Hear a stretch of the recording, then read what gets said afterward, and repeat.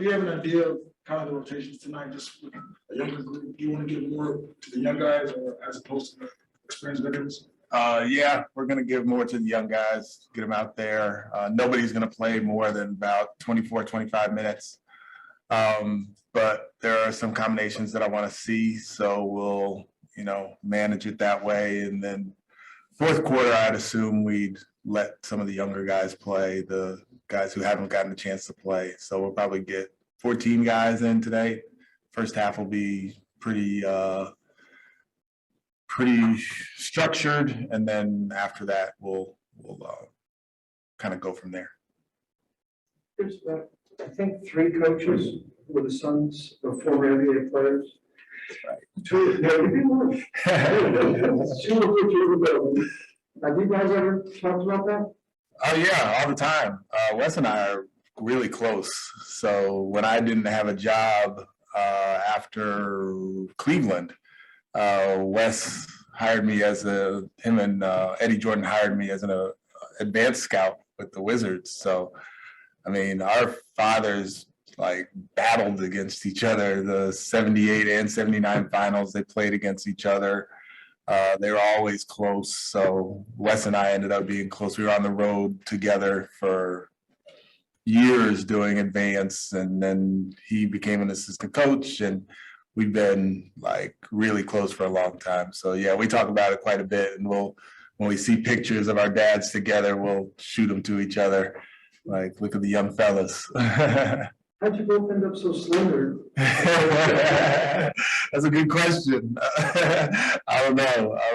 I got my mom's genes. Coach, I know that your team can score, and I know that they're very good offensive unit. So in these preseason games, when you focus more on defense, I'm not sure our team can score, to be honest with you. I mean, we haven't seen them. We've seen them in practice and stuff. So it's going to be both offense and defense that we're looking at. Defense is definitely going to be something that we focus on, just because that can create offense for us. And if we're trying to play fast offensively, we're going to have to get stops, and we're going to have to create some havoc on the defensive end. But, as far as scoring, we'll see. I mean, I think we play in a way that we can score a lot of points, and I think that we have the personnel that can do it, but you don't know it until you see it, until you do it.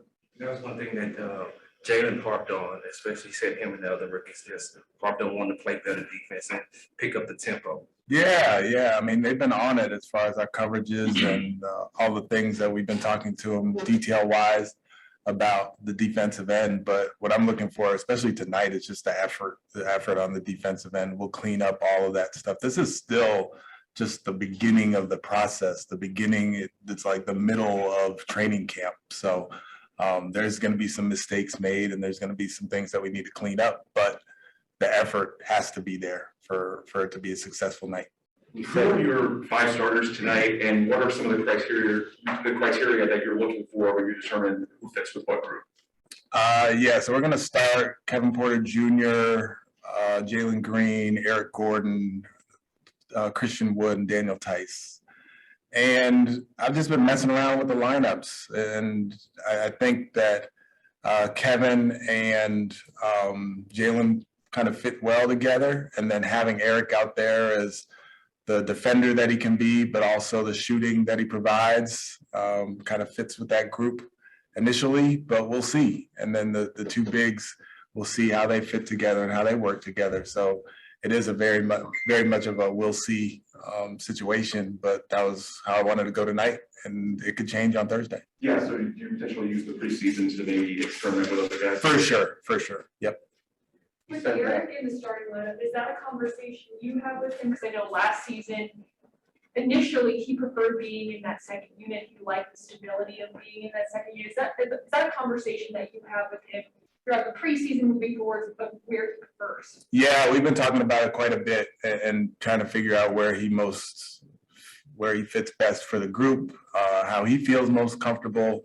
So we've had a few conversations around it, and we're just gonna kind of wait and see and see how the group works with him as a starter, and then how the group works with him coming off the bench, and make our decision. But we're not in any rush at all. But we do. I mean, I communicate with all the guys, but one of the things that Eric and I have communicated about is that said yesterday you didn't want to have to call off plays today. How do you at all worry about that almost devolving into a little too much one-on-one? How do you guard against that? Yeah, I'll stand up and stop my foot and call a play if it gets too out of hand. But those guys playing off of their instincts and playing with space is something that we're going to have to do this season. So at times it might not look great because it's preseason game number 1, but we're just going to have to learn and grow and get better from it. Have you seen kind of the beginning foundations that they know how to do this together? A little bit. There's some really good examples of us doing great things in training camp, but now we get to do it against another team. So we'll see what it looks like against the defense that we don't exactly know what they're going to do, or, the defense doesn't know exactly what we're going to do. So it's different now. There's not the same familiarity that comes along with a training camp situation. We'll take a question or two from Zoom. Mark Berman. Stephen, has anybody done any research on who has bragging rights between the Unseld and Silas families? In terms of wins and all that good stuff? Well, they split the finals. Washington won the first one in 78. Seattle won the second one in 79. Big West made it to the Hall of Fame. So I guess Big West is the leader right now, but hopefully my dad will make it to the Hall of Fame at some point. That'd be cool. Thank you. Yeah, just that. Ali Kambajani. Hey, Stephen. Yesterday, when we walked in during practice on the shot clock, there was 14 seconds per possession. What is the advantage to kind of putting a time like that on that for your young team? What is the advantage to kind of playing fast and kind of getting into the positions quickly? That was very observant of you to notice the 14-second shot clock. Yeah, just trying to get them in the habit of playing fast and getting the ball off the floor quickly and